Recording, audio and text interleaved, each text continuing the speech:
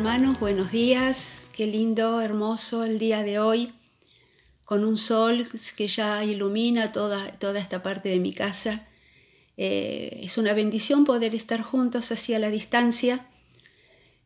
Cuánto hace que no nos vemos, cómo anhelamos, ¿no es cierto?, también poder estar juntos, ese abrazo, eso entrar al templo ahí por el pasillo y vernos y abrazarnos y cómo estás, y nos llena de alegría, como nos llena de alegría cuando estamos con nuestro grupo y vienen también, y a alguna oportunidad ha venido alguna hermana que uno la ve un poco triste. ¿Qué te pasa? Y me pasa esto y la verdad que no me siento bien, y poder detenernos en ese lugar y orar y pedir por esa hermana, ¿sí? Porque ese es el corazón de la iglesia, ¿no es cierto? El estar juntos, el mirar a mi hermana, saber qué le pasa, interceder, orar, abrazarla. Así que bueno, nos falta eso. Esperemos que pronto podamos estar en la iglesia, la familia de Dios, nuestra familia de fe, para celebrar juntos y alabar juntos en su casa. Pero ahora el Señor nos permite también estar acá con este rectangulito que digo yo, el celular, y poder compartir con ustedes, ¿sí?, la palabra de Dios. El devocional, seguimos con el devocional del pastor Bernola, es la lección 7, y ella nos hace una pregunta, ¿sí? La pregunta es: ¿cómo está tu vida de oración? Muy buena la pregunta, ¿sí? Es para evaluar cada uno de nosotros, reflexionar cómo está nuestra vida, pero en especial nosotros vamos a ver nuestra vida y vamos a ver cuál era la vida de Jesús, qué lugar Jesús le daba a la oración, qué importante era para Jesús la oración. A veces decimos, bueno, ¿qué es para nosotros? Y es el pan de día, decimos, es el oxígeno que necesitamos para seguir adelante. Si vamos a un auto, podemos pensar es la nafta que necesitamos para avanzar. Por eso la importancia de la oración, y por eso Jesús en su palabra nos invita a que reflexionemos. El relato que tenemos en esta mañana, los textos están en el capítulo 1, versículo del 35 al 39, ¿sí? Les leo, dice que cuando llegó la noche, luego que el sol se puso, le trajeron todos a muchos enfermos y los endemoniados, y toda la ciudad se agolpó a la puerta.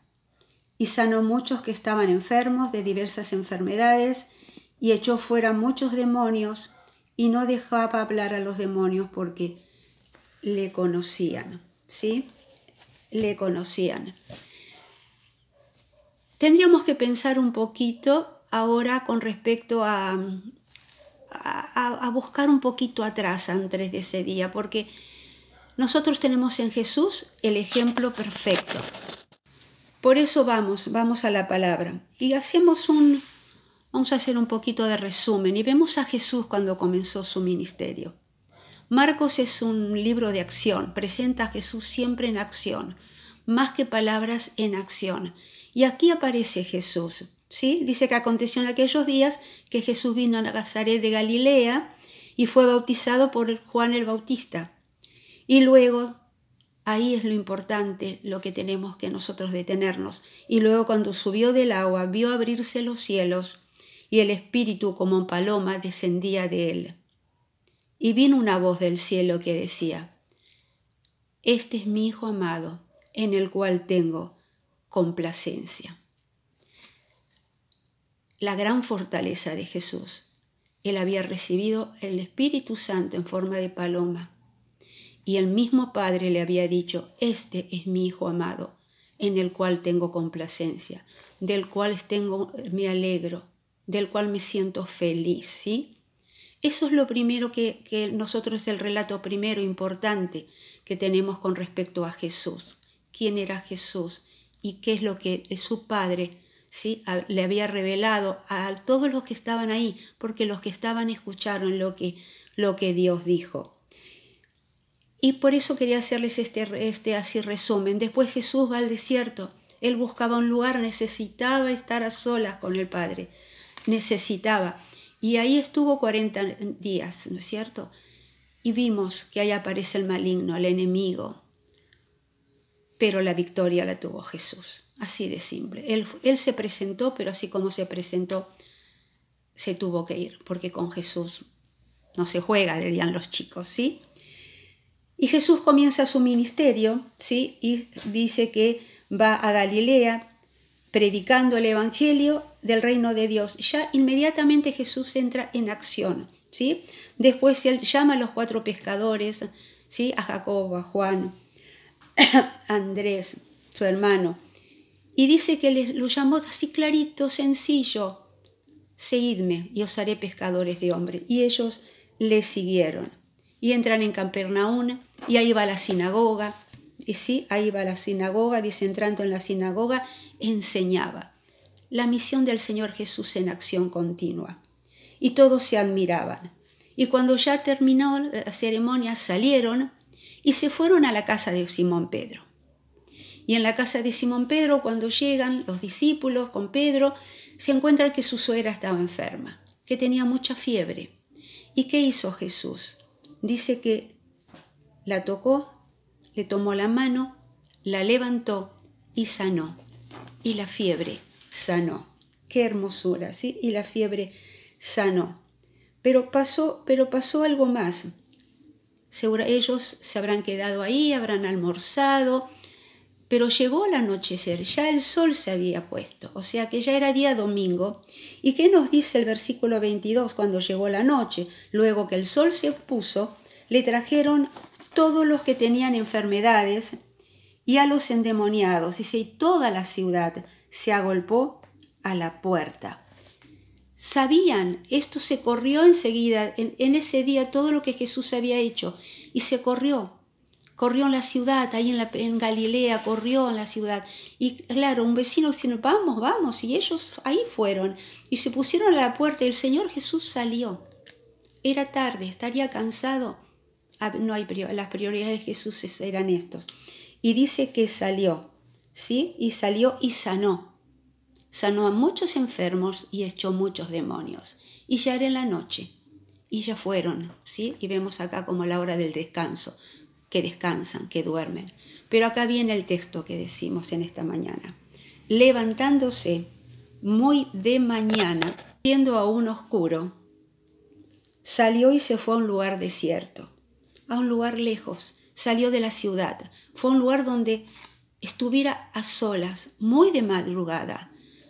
Todos estaban dormidos, la ciudad dormía, pero él se fue ahí, muy de madrugada, ¿sí? Y oraba.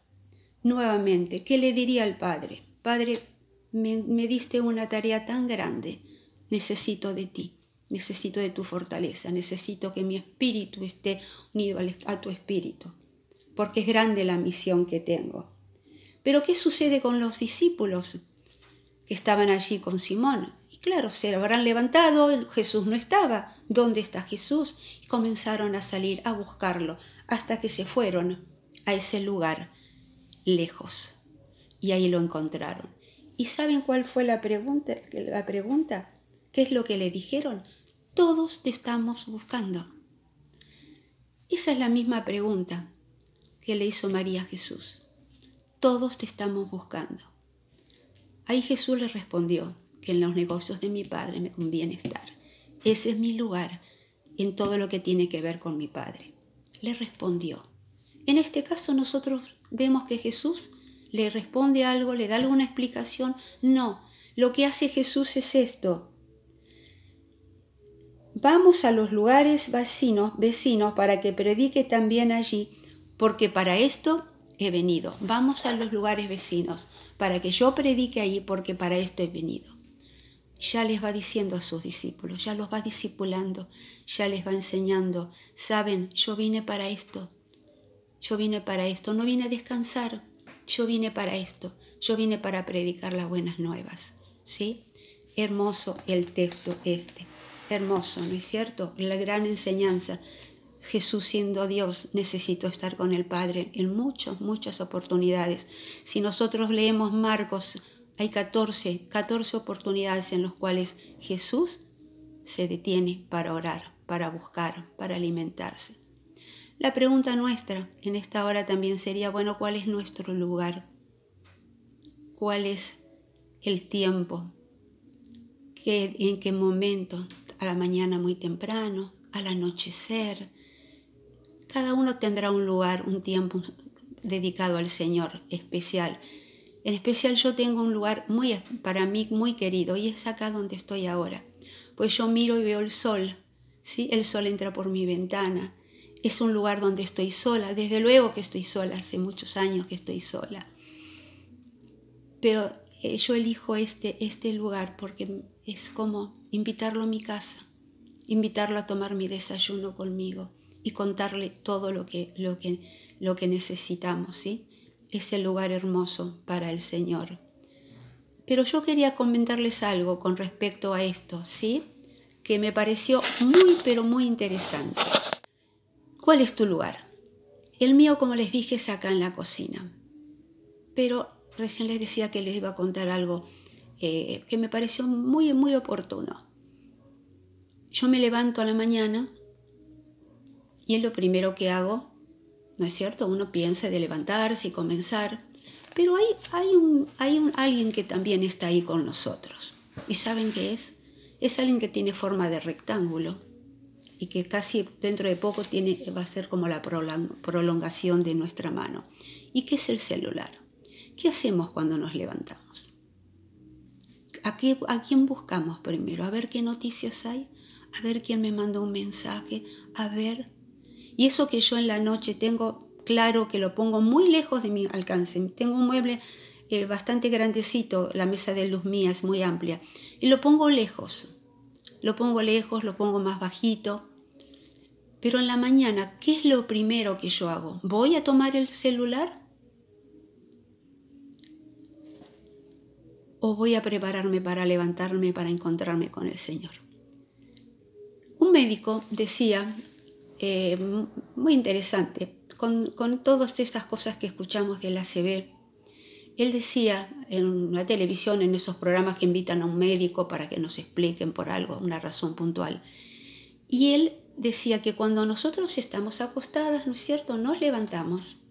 Generalmente nos levantamos, nos sentamos y rápidamente nos ponemos nuestras chinelas y salimos. Y este doctor decía, no, se sientan ahí en la orilla de la cama. Están 30 segundos, cuéntenlos o un poquito más, pero cuenten esos 30 segundos. ¿Para qué? Para que se armonice. La palabra que a mí me quedó es esa, se armonice el cuerpo. Porque después de estar acostado y uno se sienta, toda la parte circulatoria, la motriz, en fin, que se ponga bien para podemos levantarnos. Y yo lo hago. Y yo además lo tomé como algo, una preparación espiritual, emocional, para ir a encontrarme con el Señor. Porque yo en esos momentos estoy así, tranquila, ¿no es cierto? Respirando bien, ya me levanto, me visto y voy a este lugar. Este lugar que sé que el Señor está preparándolo para mí y me está esperando. Este es mi lugar. La pregunta, cada uno de ustedes tendrá un lugar precioso, un lugar en el cual también están a solas con el Señor, porque necesitamos mucho de estar a solas con nuestro papá. Me encanta cuando escucho a los jóvenes, cuando adoran, cuando hablan, y ellos se refieren a su papá, y yo digo, qué hermosura, porque es verdad, Abba Padre, papá, Él es nuestro Padre Celestial, y Él está siempre atento a todo lo que necesitamos. Él mismo dijo, si ustedes como siendo padres dais lo mejor para vuestros hijos, cuánto más nuestro Padre Celestial nos dará mucho más abundantemente. Y en este tiempo tan difícil, queridos hermanos, en este tiempo tan difícil, necesitamos mucho de clamar a Dios cada día, de clamar a Dios. Esta enfermedad que nos rodea, esta pandemia tremenda, hace que el pueblo de Dios clame con poder, clame a la misericordia de Dios, clame al Señor, el Señor de la vida, el Señor de la creación, que ponga su mano sobre nosotros. Y esa es la oración. Y en este día que podamos caminar, queridos hermanos, pensando en esto, el Señor nos dio un ejemplo muy grande, muy grande. En cada momento, en cada situación difícil, Él se apartó para orar. Que nosotros lo hagamos también así. Encontrarnos con nuestro Padre Celestial cada día.